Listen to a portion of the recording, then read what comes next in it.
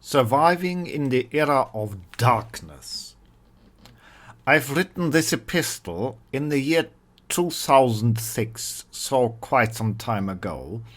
Back at the day, I was still connected to spiritual seekers of all kind, and we had worked together for many years. Anyhow, I felt it was quite appropriate to read this text now, I think for the first time fully translated in English. Original was of course written in German, and it tackles a lot of discomforts many spiritual seekers have today, but also worldly people start to realize and feel. I just go into the text and then you can see if at some point it doesn't speak to you, it's all right to step out. This is not for everyone. Surviving in the Era of Darkness by Elikal Jalborkales, which would be me. The past sometimes seems like a dream from ancient times. Many younger people who come to us today wonder about our stories and our bitterness. We are all stricken with it, have scars on our hearts. There was a time when we accepted the return of spirituality as a guarantee. New Age was often called that back then. I remember having been in contact with several different groups at the time: pagans, Wiccans, Rosicrucians, ritual magicians, all the various New Age people, even with some few old Theosophists. As diverse as the various groups were, we shared the belief that our inward orientation was the future, that consumed capitalism and materialism would soon be overcome, disproven by the cruel social order we saw coming. Well, that cruel social order is now here. The catastrophe is not the future, it is here, and we have failed. We may not have failed, but our effort to enrich the world with a higher, nobler vision has failed. We have ended up in our little small parlors, many isolated, separated, disheartened. We persevere, hoping for better times and the great miracle that will change everything. What went wrong? Who can say? I think there are many reasons. We underestimated the power of materialism, and certainly we offered too little to many. Insisted too much on our elitist standpoints to be able to bring more people to our side. I see that the spiritual movement is in shambles today. Not destroyed, but weakened to such an extent that there is little to be desired in the face of the coming times, and even more so that we will need all our strength and wisdom to survive the storm, to just persevere and carry our messages into the future at all. What I am concerned now in this essay is a kind of hint for survival, both for us spiritual people as individuals, as our messages. Premise number 1. What happens in secret has great power. We have long considered the age of hermetic secret orders to be a thing of the past. People can read about too many things today in all books, and in our zeal to make people happy with the good news, no matter of what system, we have not exactly hidden ourselves either. But by that we have made ourselves vulnerable. I remember well the years of media battles in which spiritual seekers were defamed as cranks, satanists, or power-hungry sectarians. Today the press has become quieter about us, but mainly because we ourselves have become quiet. Where spiritual people appear, Defamation from television and media is still not far away. What we cannot and should not do is build up secret orders as of old again, because secrets for the sake of secrets would only make us more suspicious. What we can and must do, however, is to communicate to the outside world only a necessary minimum of general principle. We must disguise our intentions and our deep criticism and our contempt for the material consumerist world, the mindless competitive capitalist society in which fashions and trends set the tone and consumption has become a dictatorship.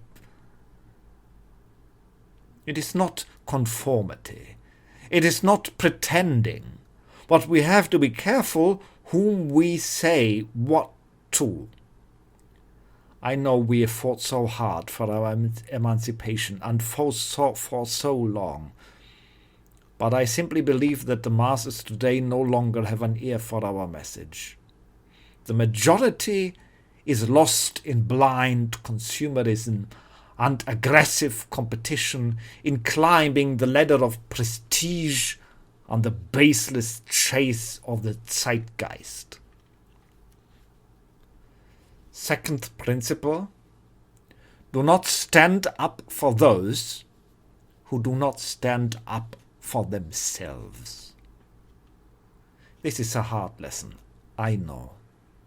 The need to liberate others from their ignorance is hardly so ingrained in any group of people as it is in spiritual seekers.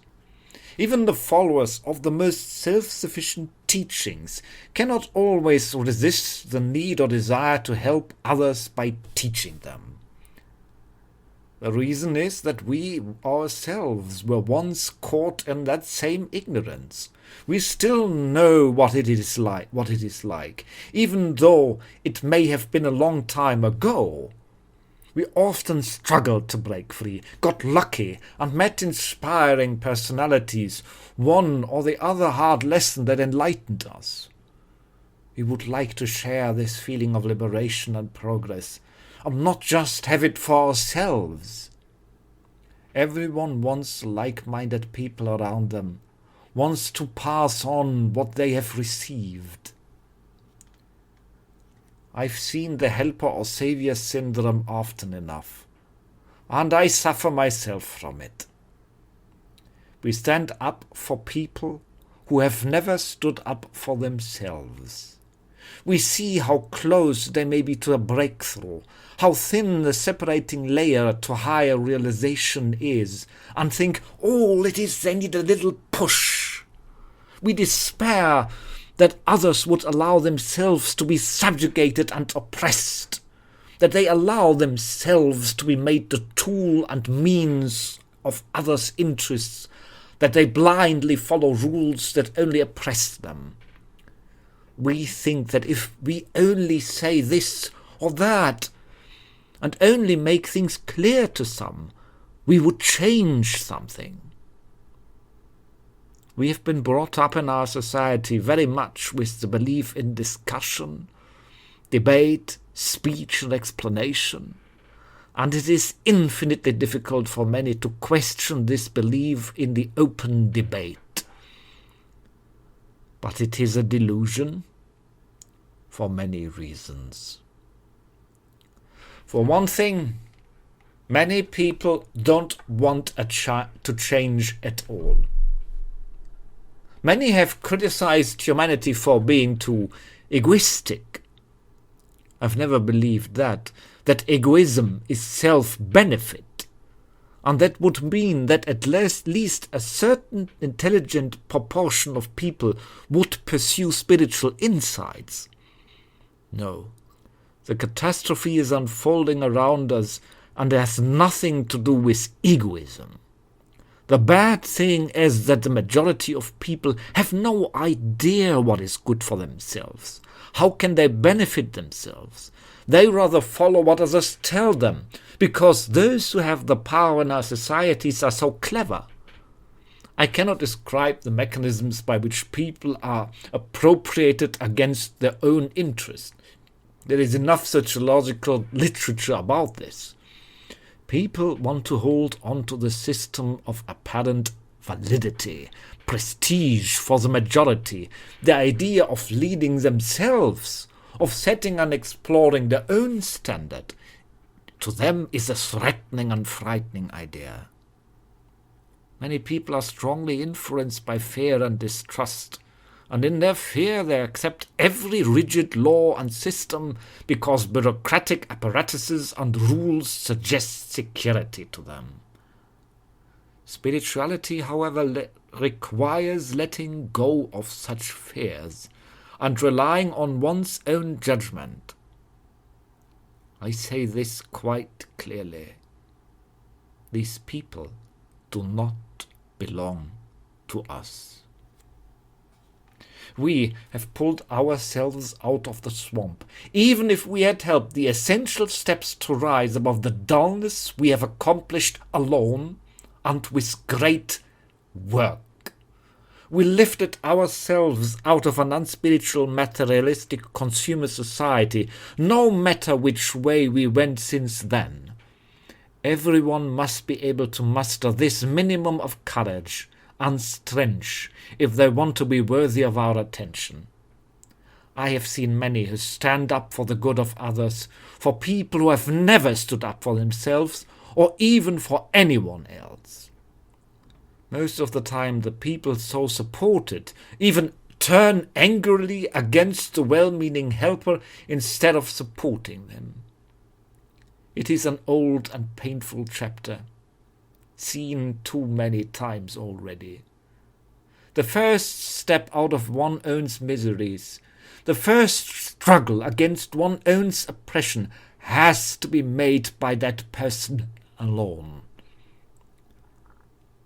Most of them are simply not like us. They insist on the chains by which they are enslaved. We have to accept it. Learn that you cannot force people to understand, no matter how eloquent or skillful you are.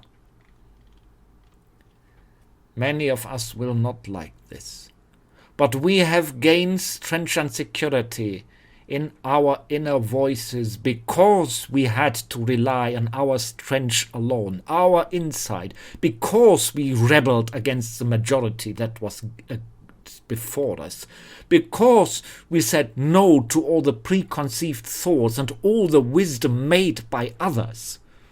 We have grown strongest through struggle and grown in the experience of our abilities. We cannot take this experience away from anyone. This suffering. Without this suffering, we could not have grown. Suffering is not beautiful, and it is neither sacred nor an end in itself. But people who avoid suffering and confrontation and prefer to do what others tell them for comfort and adopt what other people rules instead of going to the trouble to decide for themselves, they do not deserve it in any other way. No matter how much you think they are like you, no matter how nice and sweet they seem to you, it leads to nothing.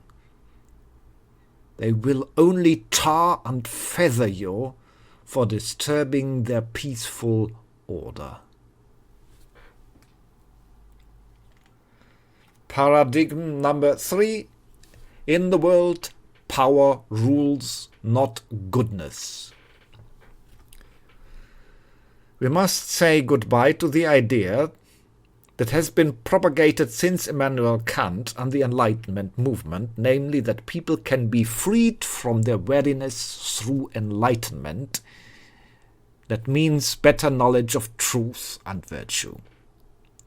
The thesis is that one triumphs with the truth, that a discussion is in some way capable of distinguishing the true from the untrue.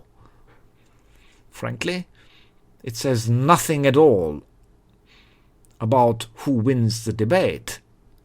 It merely says who can debate better.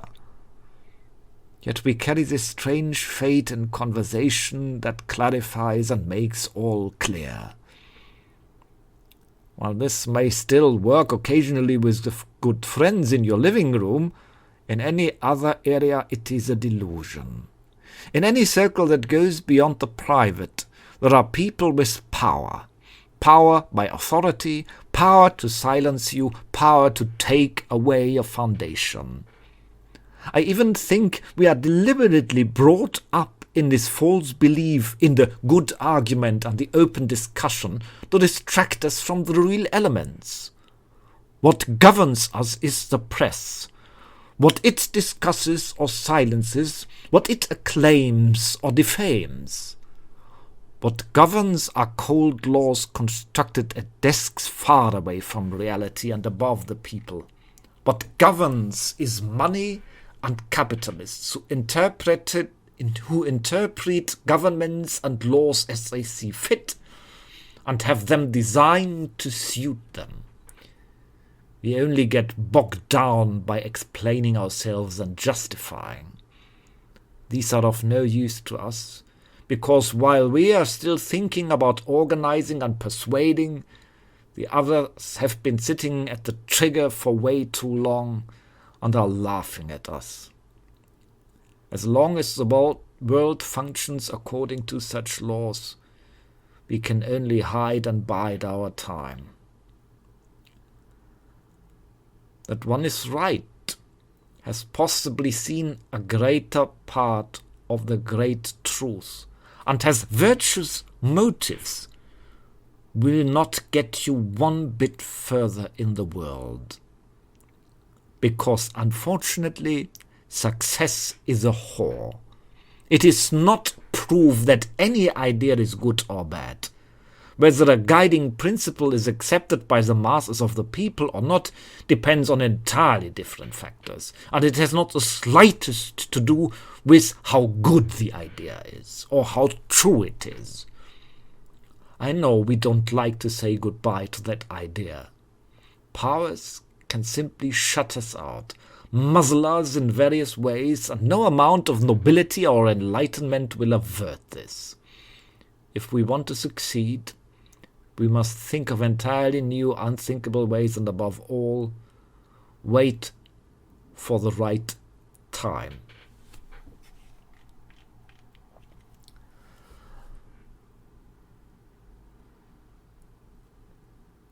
Enaya and Gosao. From our point of view, the world is divided into those who are on a spiritual quest or on a self-chosen spiritual path, whatever it may be, and those are guided entirely, and those who are entirely guided by the outside, by materialism and worldly mass standards of success. Whether this is based on a given aptitude or one's own strength or decision, which one of the two fates a person to one or two groups, I cannot say, and it does not really matter. What is important is that a deep, unbridgeable gulf separates us from those who feel the call of spirit, do not feel the call of spirituality within themselves. The somewhat simplistic saying that one cannot serve God and mammon at the same time is completely true.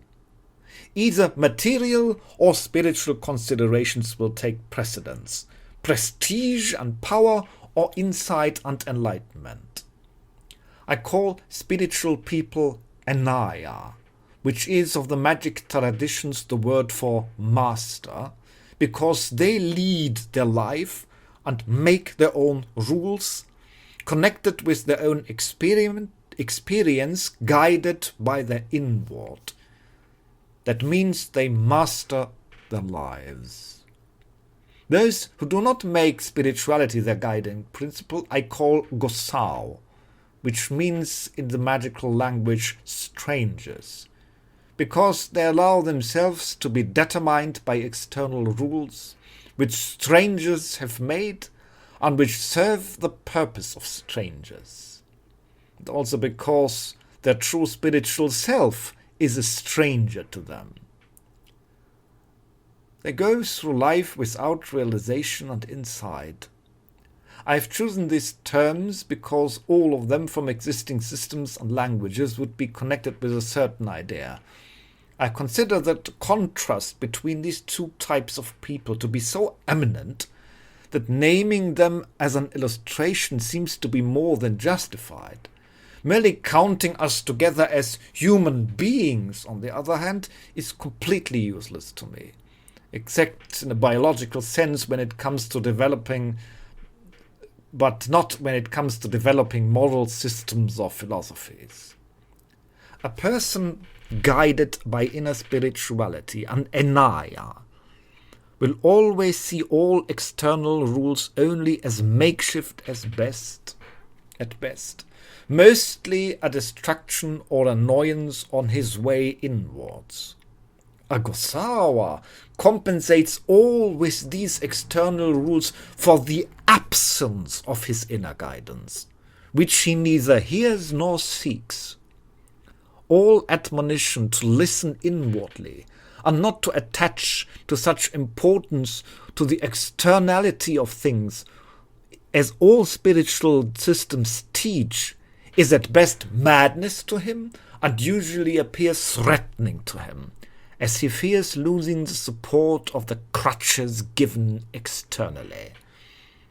While the Inaya become autonomous step by step on his path, creates his own guiding line, and rejoices in progressive insight, autonomous people are anathema to the Gosao, who deeply fear and hate independence.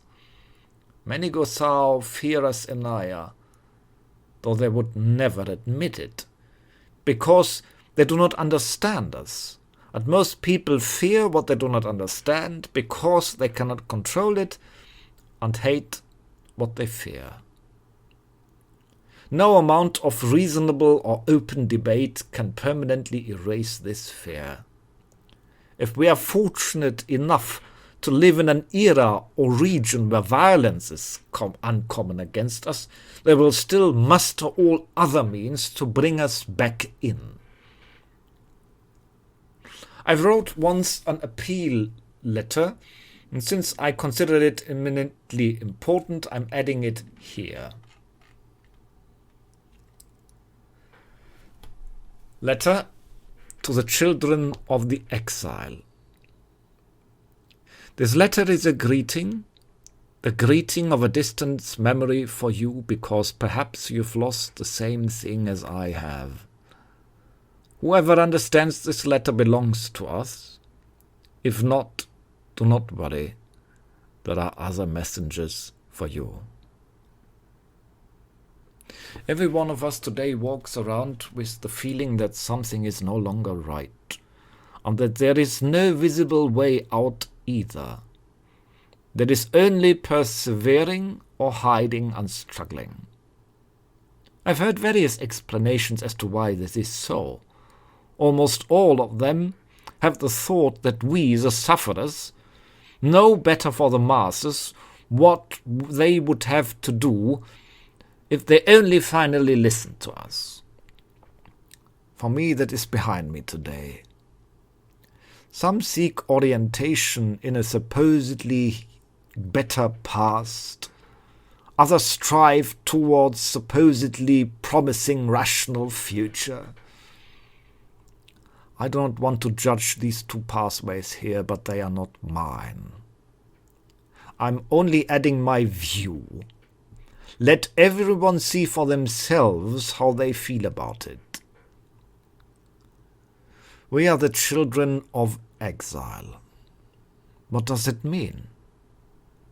I'm trying to explain how I feel and understand it.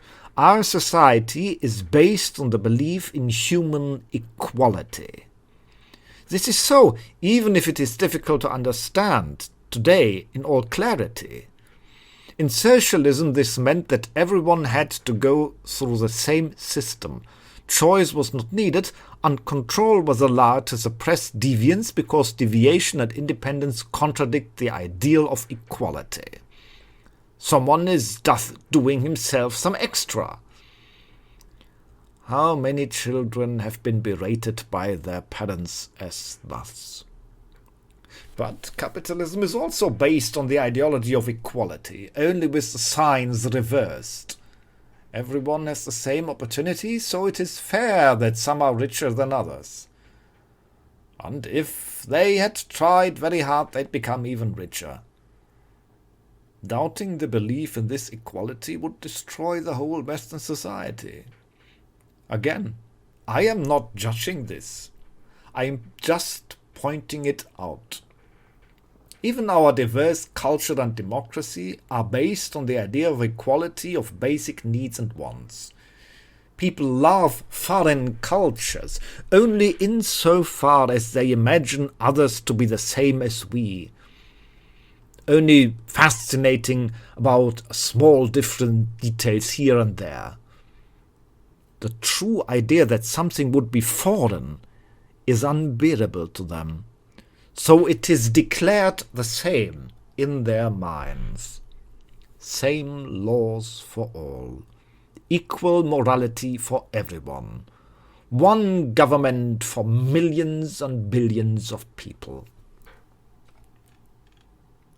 If we look ourselves in the eye, we may realize how much we are infected by this ideal. Despite all our experience and search, justice today is practically synonymous with equal treatment and equality. Please take an open and honest look at the people, without hatred and mistrust, but also without love. Then you will see that there are two very different kinds of people. Please behold it without judgment.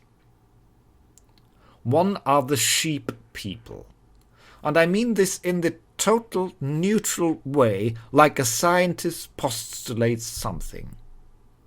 The sheep people compare themselves with each other. They want to fit in with others, form communities of equals with others. Of course, there are hierarchies in this, the head sheep and the elders, but they are all part of the flock. Their base, values, ideas and activities on fitting in with others is of prime importance. They look for leaders, forerunners, bosses, priests, guiding figures. Independence and otherness frightens them. At best they are fascinated because it breaks down the boredom of being sheep, but it is support to remain the small exception, something kept in safe distance. Belonging somewhere is a good for them. Giving and receiving advice are virtues for them, because it means receiving outside guidance, receiving some advice, some tenet that you can follow independently on yourself by something that you are told.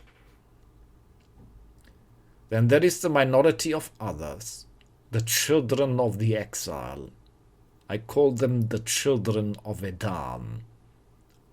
Us. From childhood on, we stood out for not conforming. We never had to make an effort to be different on purpose. It just turned out that way. Always. We simply played what we enjoyed, and that made us stand out. Even then, our imagination functioned in a completely different way, as if in a world that no one could share. For us, the idea of fitting in somewhere is painful and uncomfortable. What makes them feel safe creates fear for us. We feel like we are wearing clothes that are 3 sizes too small, like a fish in a forest. And we don't understand why our simple being upset. And we don't understand why our simple ways of being just as we are so upsets the sheep people or creates hatred and fear against us. There is something that unites us. Our pain. No one but us knows this kind of pain. It is not to be out of place here or there, as the sheepman believes when we report it. It is the demand that we should fit in at all. For the sheep people, that is a dissonant phase. Something is not going wrong right now, but soon you will fit in again. But it actually never goes right. It's never created for us. You feel compulsion, necessity, the constant expectation to find a way, a place, some suitable all the time. And each time our souls are wounded in that process. Conversely, we will never understand how human beings can feel happiness in doing what someone else told them to do, or from which someone else's only benefits, and why they just subordinate themselves. To the sheepman it can give satisfaction. They do not understand how any good advice is repugnant to ourselves, rapes our heart, seems presumptuous to us. After all, they only mean well. But we want our own path, free and unjudged, even in our own faults. It is not their place. We feel it every day. The sheeple crave judgment. Even worse, it means for them to be noticed, to get orientation. We always feel a sense of wrongness, of artificiality, even with the best judgment, because no one can truly know us. Please keep this fact in mind always, because very many of our hearts' hurts are related to the fact that we did not see this knowledge, or we did not want to admit it. This is quite something different from elitism. It is vertically divided, not horizontally. We do not wish anyone below or above us. That is our way of being. They need both people to kick and people to worship. But we are the children of Edan. Today's world is a world of competition, of purpose, of goal, of why and security and the herd. We do not fit in there. It is not our world. Now there are two kinds of us, the healers and the exiles. The healers are the few who know about their nature and want to help the sheep people a little. They feel the narrowness of the sheep people's mind, and they have kept the hope that they will teach them something. You call them priests, prophets, messengers, teachers, in the best sense. But they can only work if they are aware that they and we have different morality and different living conditions, and that our path to health is their poison and vice versa. But it is a difficult path, for often these healers are met with hatred from those for whom they stand ready. The sheeple still condemn those who maintain the fragile barriers against destruction. The rest of us are exiles. We feel that we no longer belong here, that our time is up and our task is over. Which does not necessarily mean our task is fulfilled. I know, it is especially hard to disengage when we feel our task is not yet complete. But is it really our task? Or have we not imposed it on ourselves? Are we not striving for a goal that can never be fulfilled because we are still deluding ourselves about the nature of the sheep people?